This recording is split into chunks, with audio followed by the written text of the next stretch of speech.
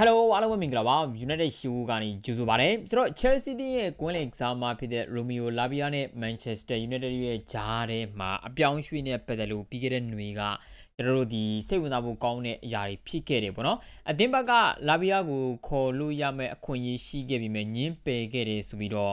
ESPN ရဲ့ Mark Oden ကလည်းကျွန်တော်ပြောရတာတွေကျွန်တော်ရှိတယ်သူကဘာပြောတာလဲဆိုတော့ပြီးခဲ့တဲ့ဒီနွေရာသီအပြောင်းရွှေ့ဂါနာချိုရဲ့အပြောင်းရွှေ့ကို Chelsea အသင်းနဲ့ဆွေးနွေးနေတုန်းကပေါ့နော် Chelsea အသင်းကဂါနာချိုစီကနေပြီးတော့ရမယ်ဘယ်လိုပြောမလဲဒီပြောင်းရွှေ့ကြီးပေါင်သန်း40ထဲမှာကွင်းလေလူ Romeo Lavia ပါထည့်ပြီးတော့ဈေးလျှော့ရနိုင်ဖို့ကျူးပန်းခဲ့သေးတယ်ပေါ့နော်ဒါပေမဲ့လည်း Lavia ရဲ့ဒဏ်ရာအခြေအနေတွေကိုသူ့ရဲ့ United ကတော့ကစားမက injury တအားများနေတဲ့အတွက်ကျွန်တော်တို့ညင်းပယ်သွားတယ်ဆိုပြီးတော့ပြောထားတယ်ဒီနေ့မှာအဲ့ဒါနဲ့ပတ်သက်လို့ထပ်ပြီးတော့သတင်းထွက်လာတာက Daily Mail ကပေါ့နော်။ဘာပြောတာလဲဆိုတော့အဓိက Romeo Lavia နဲ့ပတ်သက်လို့ရှိရင်ခေါ်ဖို့အတွက်အမှန်ကန်ကြိုးပမ်းခဲ့တာက Manchester United ဖြစ်တယ်ပေါ့။သူတို့ပြင် United ဆိုတာတဲ့ Jason Wilcox ပေါ့နော်။အရင်တော့ကတော့ကျွန်တော်တို့သတင်းထွက်လာတာဒီဂါနာချိုကိုကျွန်တော်တို့ကရောင်းဖို့ Chelsea တန်လုပ်တယ်။ Chelsea ကပေါင်သန်း40မပေးကျင်တော့ Lavia ကိုအလိုက်ပေးမယ်။ကျန်တဲ့ငွေပမာဏနည်းနည်းဆိုတဲ့ပုံစံမျိုးသတင်းထွက်ခဲ့တာ။ဒါပေမဲ့အခုကအဲ့လိုမဟုတ်ဘဲနဲ့ United ရဲ့ဘက်က Okay ငါတို့တော့ဂါနာချိုကိုပေးမယ်။မင်းတို့အနေနဲ့ဒီတမလားဒီ Lavia နဲ့ပတ်သက်လို့ရှိရင်ကြောင်းချဖို့ရှိသလားပေါ့ Romeo Lavia ကိုလက်လွတ်ဖို့ရှိသလားအလိုက်ပေးဖို့ရှိသလားဆိုတဲ့ပုံစံမျိုး Jason Wilcox ကကိုဘက်ကနေပြီးတော့ကျွန်တော်ဒီမေးခဲ့တာဆိုတဲ့သဘောမျိုးပဲဆိုတော့ Romeo Lavia ပေါ့ဒီနေရာမှာကျွန်တော်ကတော့အမှန်တမ်းပြောရင်နားမလည်ဘူးဗျာသိလားနော်ကျွန်တော်တို့တကယ်ပူကောင်းတဲ့ proper sporting director တယောက်ကိုမြင်ကျွန်တော်လိုသလားပေါ့ဒီလားဘာလို့လဲဆိုတော့အခုကျွန်တော်ဒီ Romeo Lavia လို့ဘာလို့ဆိုတာမျိုးကအတင်းတွက်တကယ်အခြေအနေကောင်းတဲ့သူမျိုးမဟုတ်ဘူးဗျာတကယ်တမ်းပြောမယ်ဆိုစဉ်းစားတဲ့နေတယ်မှာပါမနေဘူးအကယ်လို့ကိုဘက်ကသာတကယ်မေးခဲ့တာဆိုလို့ရှိရင် Chelsea ကမြန်လက်ခံခဲ့တယ်ဆိုရင်ပေါင်သန်း40ဒီဘာဒီတော့ဘာမှရလိုက်မှာမဟုတ်ဘူးတစ်ချိန်လုံး Lavia ကိုကျွန်တော်အိမ်ခေါ်ထားပြီးတော့မင်းစေးကူပေးနေရမယ့်အနေထားမျိုးချစ်ကြတော့လေ Lavia ကဘယ်လိုကောင်းတာဘယ်ဝါကောင်းတာပေါ့ကောင်းတာမကောင်းတာဗျာကွင်းထဲမှာသုံးလို့ရအောင်မှဟုတ်တယ်မလားကွင်းထဲမှာသုံးမရတဲ့ကောင်းတာကိုဘယ်သူကလိုချင်ပါလဲဟုတ်တယ်မလားလက်ရှိ Lavia အနေနဲ့သူတော်တော်လေးကောင်းတဲ့ကစားမပါဒီကစားမတွေကအသက်ကလည်းငယ်သေးတယ်တကယ်ခြေသွမ်းကလည်းမဆိုးဘူးပေါ့ဒါပေမဲ့ Chelsea ကိုပြောင်းလာတာမကြဟိုဘယ်လိုပြောမလဲဘာမှတော့တိတ်ပြီးတော့နှစ်ပေါင်းတိတ်ကြာသေးတာမဟုတ်ဘူးဘယ်နှခါဒဏ်ရာရပြီးသွားပြီလေသူကကြည်ပါလားအခုတော့ကစားနိုင်ရလားမသိဘူးအဲ့တော့ဘလောက်ပဲ talent ရှိဘလောက်ပဲခြေသွမ်းကောင်းကျွန်တော်တို့အနေနဲ့ဒီကစားမဖြစ်သူက injury ပြဿနာကင်းမနေနိုင်ဘူးဆိုရင်အသင်းတွေကသုံးလို့ရမှာမဟုတ်ဘူးဗျာတချို့တော့လေကျွန်တော်တို့ဒါလက်လို့ဆိုပဲပြောတာတွေရှိတာပေါ့သိတယ်မလားဗါလဲဟိုဘယ်လိုပြောမလဲ Lavia ဒဏ်ရာရနေတာက Ugarte ထက်တာတယ်ဘာညာပေါ့ဒီနေရာမှာ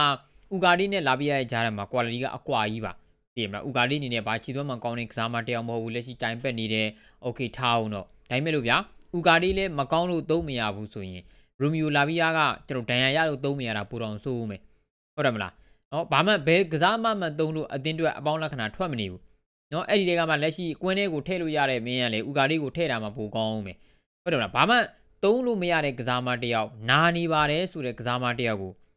သူတို့ကွင်းထဲထည့်ပြီးတော့ဘယ်လိုလုပ်ကစားလို့ရမှာလဲအဲ့ဒါပြောရညာပေါက်လို့ပဲသားပြောတဲ့သူတွေရှိတယ်ဗျာသိလားတကယ်တမ်းလေနော်ဒါမျိုးပြောနေတာကလက်ရှိ Romeo Lavia ဘယ်လောက်ပဲကောင်းအသင်းဘက်ကလက်ရှိအခုလိုမျိုးခေါ်ကျူးပန်းနေဆိုတာမျိုးကဖြစ်ကိုမဖြစ်ခဲ့တဲ့တာနော်ဒါကဘာလို့လဲဆိုတော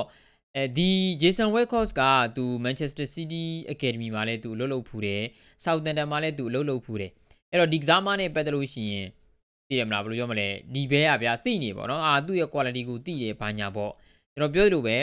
quality ကောင်းတဲ့ကစားသမားဆိုတာကွင်းထဲမှာလှုပ်ပြနိုင်မှနော်ကွင်းထဲကိုအရင်ဆုံးဝင်နိုင်မှကွင်းထဲတောင်မှကျွန်တော်ထန်းစင်နဲ့ဝင်ရမယ့်ကစားမမျိုးကိုဘယ်လိုလုပ်ပြီးတော့မင်းဘယ်လောက်ကောင်းသုံးလို့ရမလဲဟုတ်တယ်မလားဆိုတော့အသင်းဘက်ကကွင်းလေတွေပါတွေခေါ်ဖို့ကျူးပန်းတဲ့အခါမှာဒဏ်ရာပြဿနာတွေကလည်းကင်းအောင်မှာအခုဆိုလို့ရှိရင် Matheus Cunha ကိုကျွန်တော်ခေါ်ထားတယ် injury record နဲ့ပတ်သက်ပြီးတော့ဘာမှသိပြဿနာမရှိဘူးဒါမှအသင်းကိုရောက်လာတာတစ်ခါဒဏ်ရာရသေးတယ်နော်ပြီးရင်ကျွန်တော်တို့အနေနဲ့ဒါ Brian Mbeumo လို့ကစားမမျိုးတွေ injury record နဲ့ပတ်သက်လို့ကျွန်တော်လေးကိုရှင်းနေတဲ့မှာပါတယ် Benjamin Sesko အခု injury ပြဿနာကြုံသွားပြီဟုတ်တယ်မလားဆိုတော့ Mbeumo ကောင်းနေဆိုတာကဒဏ်ရာကင်းနေလို့ကောင်းနိုင်တာဒီကောင်ဒဏ်ရာရရင်ဘာမှလုပ်နိုင်မှာမဟုတ်ဘူး Cunha လည်းအဲ့လိုပဲဆိုတော့ Lavia လို့ကစားမမျိုးဘလောက်ပဲtalent ကောင်းလို့ခေါ်ပါတယ်ပြော injury ပြဿနာမကင်းရင်ဘာမှလုပ်လို့မရဘူးဆိုတော့အသင်းဘက်ကပေါ့နော်ကွင်းလေတွေကိုခေါ်တာပဲဖြစ်ဖြစ်ကစားမတခြားလူကိုခေါ်တာပဲဖြစ်ဖြစ်သုံးလို့မရတဲ့ကစားမတွေကျွန်တော်တို့အနေနဲ့ဟိုတည်မကြမိဖို့ကျွန်တော်လိုတယ်ဗျာသိလားဆိုတော့ဟိုလာမယ့်နွေရာသီပြောင်းရွှေ့မှလည်းဒီတိုင်းပဲပြီးခဲ့တဲ့နှစ်တွေကိုပြင်ကြည့်ရင်အသင်းကမှ injury တွေနဲ့ကြီးပဲတောက်ချောက်ရုံးကန်နေရပါတယ်ဆိုမှပဲเนาะပြီးခဲ့တဲ့ယာဒီကဒါကိုကျွန်တော်တို့ Amboni ရဲ့ဘက်ကအရင်ဆုံးဖျက်ကြိုးကျူးပန်းနေတာဗျာသိတယ်မလားနောက်မေထောနေကစားမတယောက်ကိုခေါ်ပြီးတော့ဘာလို့ရမှာလဲဆိုတော့အသင်းဘက်ကတော့ဂါနာဂျူရဲ့အပြောင်းရွှေ့မှာရိုမီယိုလာဘီယာကိုခေါ်ဖို့အတွက်ချယ်ဆီတဲ့မေးမြန်းခဲ့တာတွေရှိတယ်ဆိုတော့တင်းနေလည်းထွက်ထားတယ်ဒါမှမဟုတ်ချယ်ဆီရဲ့ဘက်ကပေါ့နော်လာဘီယာကိုအလိုက်ပြီးဖို့ကျူးပန်းခဲ့ပြီးတော့ United က injury ပြဿနာတွေများလုံးလို့ဒီကစားမကိုခေါ်နိုင်မဲ့အခွင့်အရေးကိုညင်းခဲ့တာဆိုတော့တင်းနေလည်းကျွန်တော်ထွက်ထားတယ်ညီကတို့အနေနဲ့ရောဘယ်လိုမြင်ကြလဲလက်ရှိရိုမီယိုလာဘီယာနဲ့ပတ်သက်ပြီးတော့ဆွေးနွေးကြပါအောင်အားလုံးကိုကျေးဇူးများတင်ပါတယ်